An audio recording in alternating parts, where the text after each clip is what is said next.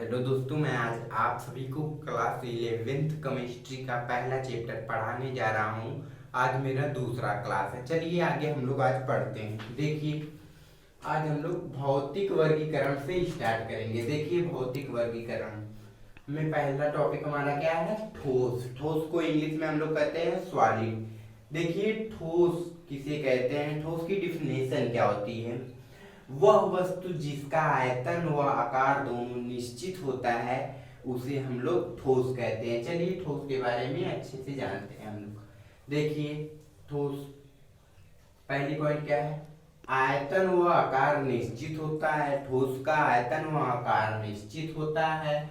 और जो हमारा ठोस है इसमें अंतराणविक बल प्रबल होता है। प्रबल मतलब बहुत पास पास होता है। जो हमारा ठोस होता है इसमें जो बल होता है, अंतराणविक बल होता है, वह बहुत पास पास होता है। और फिर क्या है? अंतराणविक। तीसरा क्या है? अंतराणविक दूरी। इसमें जो अंतराणविक दूरी होती है वो नग्न होती है, मतलब उसे हम अपनी आंखों से नहीं देख सकते, वो इतना पास पास होता है। फिर देखिए, चौथा जो हमारा ठोस है यह दृढ़ होता है। और जो हमारा ठोस है यह अप्रत्यास्थ होता है। और यह हमारा जो ठोस है यह कण स्थानांतरित गति नहीं करते हैं। जो हमारे ठोस हैं इसके कण स्थानांतरित गति नहीं कर। देखिए, अब जो हमारा एक क्या ठोस होता है, यह क्या है? इसका घनत्व तो उच्च होता है। हमारे ठोस का घनत्व तो उच्च होता है। अब हम लोग द्रव्य के बारे में पढ़ते हैं। द्रव जो हमारा है इसको इंग्लिश में लिक्विड कहते हैं।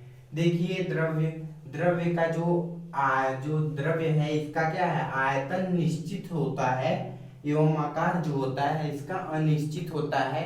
आकार इसका पात्र के अनुसार बदलता रहता है। जैसे हमारा द्रव्य, मान लीजिए अगर द्रव्य को हम लोग 1 लीटर के बर्तन में रखेंगे तो वह 1 लीटर का आकार ग्रहण कर लेगा। अगर उसी द्रव्य को हम लोग 5 लीटर बाल्टी में रखेंगे तो वह 5 लीटर बाल्टी का आकार ग्रहण कर लेगा। इसलिए इसका जो आकार होता है वह पात्र के अनुसार बदलता रहता है। फिर देखिए, इसमें जो अंतराणविक बल होता है वह ठोस से कम और गैस से ज्यादा होता है। और द्रव्य में अंतराणविक दूरी जो होती है वह ठोस से अधिक और गैस से कम होती है। फिर देखिए, जो द्रव्य होता है यह तरल होता है। जो द्रव्य हमारा है यह तरल होता है। और द्रव्य जो है इसका घनत्व ठोस से कम गैस से अधिक होता है। और हमारे द्रव्य का जो कण है वह सभी गति करते हैं। जो हमारा द्रव्य के कण है वह सभी गति करते हैं। हमें द्रव्य के बारे में भी पता चल गया। अब देखिए, आगे हम लोग पढ़ते हैं गैस के बारे में। देखिए, गैस को इंग्लिश में गैस ही कहते हैं। जो हमारा गैस है इसका आयतन व आकार दोनों अनिश्चित होता है। और देखिए, गैस आयतन एवं आकार दोनों अनिश्चित होता है। और दूसरी पॉइंट, अंतराणविक बल। गैस में जो अंतराणविक बल होती है बहुत नग्न होती है, इसे हम लोग देख नहीं सकते।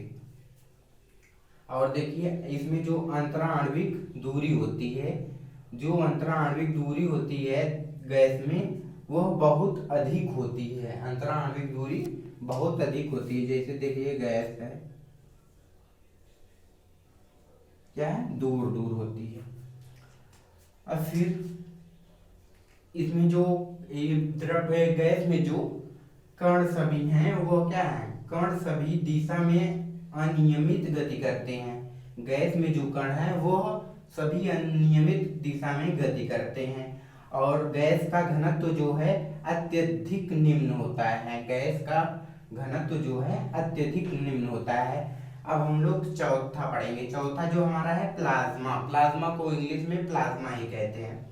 देखिए, प्लाज्मा के बारे में हम लोग जानते हैं। प्लाज्मा जो है हमारा है वह पदार्थ की सबसे गर्म अवस्था होती है। प्लाज्मा जो है वह पदार्थ की सबसे गर्म अवस्था होती है। यह ग्रहों उपग्रहों आदि में पाई जाती है। और देखिए यह एक प्रकार की गैसीय अवस्था होती है। जो हमारा प्लाज्मा है यह एक प्रकार की क्या है, गैसीय अवस्था होती है, और जिसमें कण धन आयन के रूप में होते हैं। प्लाज्मा में जो कण होते हैं वो धन आयन की तरह होते हैं। अब देखिए पांचवा हमारा है बोस-आइंस्टीन। देखिए बोस-आइंस्टीन क्या है।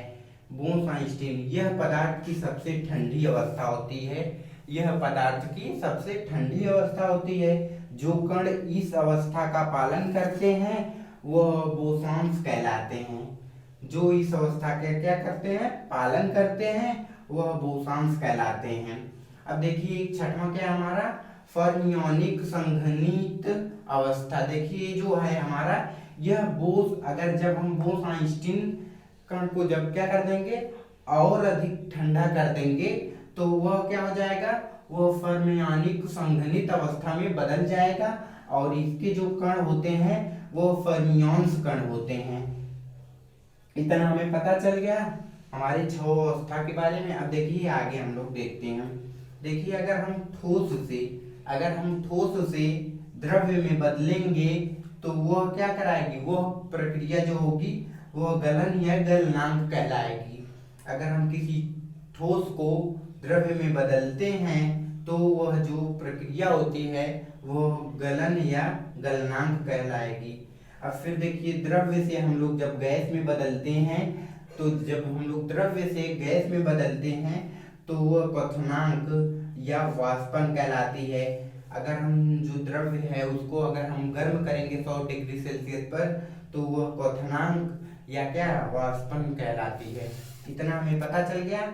अब देखिए फिर अगर जब गैस से द्रव्य में बदला जाएगा तो वह प्रक्रिया क्या है, संघनन कहलाती है। अगर जब हम लोग द्रव्य से ठोस में बदलते हैं तो वह प्रक्रिया हिमांक कहलाती है। फिर देखिए अगर हम लोग ठोस से सीधे गैस में परिवर्तित करते हैं तो यह प्रक्रिया हमारी ऊर्ध्वपातन कहलाती है। हमें इतना पता चल गया। अब देखिए आगे हम लोग पढ़ते हैं गैस व वाष्प में अंतर। देखिए गैस और वाष्प में क्या अंतर होता है। वह पदार्थ जो कमरे के ताप पर गैसीय अवस्था में होता है वह गैस कहलाता है। क्या होता है, गैसीय अवस्था में होता है वह गैस कहलाता है।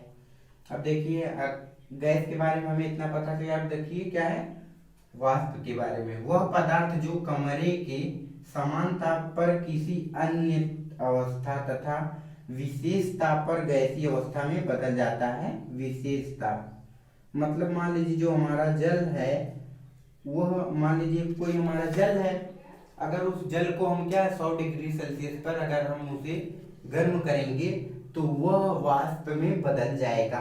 तो वह हमारा क्या कहलाएगा, वाष्प, मतलब वाष्प में बदल जाएगा। तो वह नहीं, वह गैसीय अवस्था में बदल जाएगा तो वह हमारा क्या है, वाष्प कहलाता है।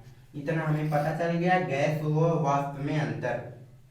अब देखिए रासायनिक, हम लोग भौतिक वर्गीकरण के बारे में पढ़ लिए थे। अब रासायनिक वर्गीकरण देखिए पहला हमारा क्या है, शुद्ध पदार्थ। इसको इंग्लिश में कहते हैं प्योर सब्सटेंस। देखिए शुद्ध पदार्थ क्या होता है, जिसमें एक ही प्रकार के कण, परमाणु, अणु आदि पाए जाते हैं वो हमारे तत्व कहलाते हैं। वो हमारे शुद्ध पदार्थ कहलाते हैं। शुद्ध पदार्थ के बारे में हमें पता हो गया। और देखिए दूसरा क्या है, तत्व। तत्व को इंग्लिश में कहते हैं एलिमेंट। देखिए तत्व क्या होता है, वह पदार्थ जिसमें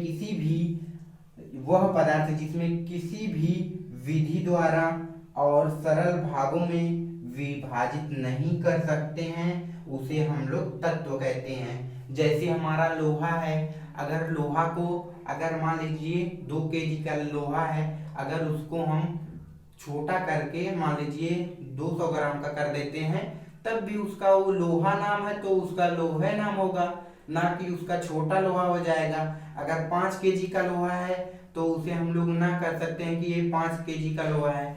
उसका नाम जब लोहा है तो वह लोहा ही रहेगा। एग्जाम्पल इसका देख लीजिए, लोहा हो गया, सोना हो गया, चांदी हो गया, कॉपर हो गया आदि। हमें आज इतना पता हो गया है। अगले वीडियो में हम तत्वों के प्रकार के बारे में पढ़ेंगे। अगर कोई गलती हुई होगी तो प्लीज क्षमा कीजिएगा। ओके बाय, जय हिंद।